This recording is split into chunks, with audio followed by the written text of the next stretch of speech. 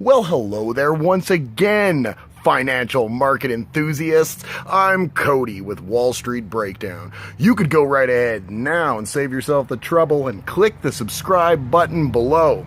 You know, for a few weeks now, I've been touting that Canada is definitely on its way back. While I don't see it in the province I live in Alberta, a lot of the other provinces and the nation as a whole is doing a lot better economically. I mean, again, we don't really see the trickle down here in Alberta. We're definitely having a tough time with the oil and gas the way it is, but the country is doing better. We got a little bit of numbers that tend to help that, but the underlying actual statistics say that it may be at best a break-even trade. So Canada today said that they added 22,000 jobs in August, beating the estimates by 7,000.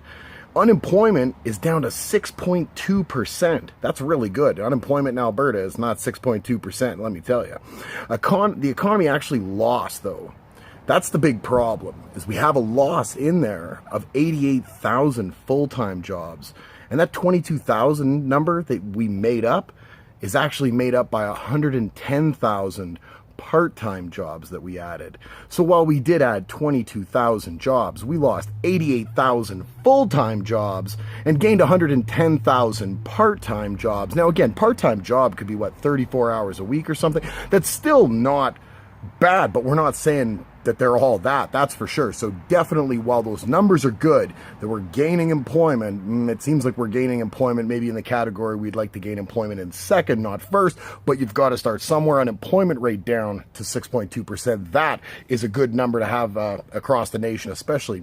We've been having a tough time for a while, and this year we've been coming back. We've had good quarterly earnings from a lot of the companies that we need to be doing well, and on top of that, the real estate market in a couple of cities. While Toronto's had a real big pullback this summer, the real estate market has been going well. Even in Alberta here, while the MLS probably has a lot more inventory than it does in our peak, the actual prices here have stayed relatively steady. They've dropped off 10, 12%. It hasn't been as drastic for the unemployment rate and stuff that we have in Alberta and the overhead that people have here. We used to run a surplus all the time and run a deficit.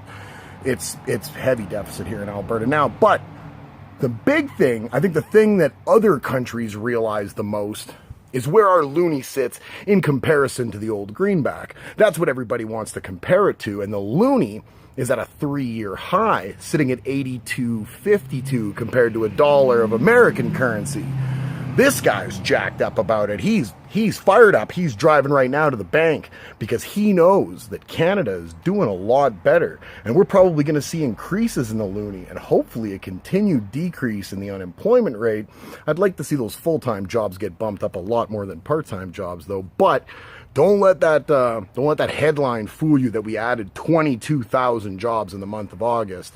There is a bit of a tweaking in the reporting there. It's about a break even, but the unemployment rate being at 6.2%, being down to 6.2%, I think is remarkable. And the loonie at a 3-year high is excellent. Canada is doing well.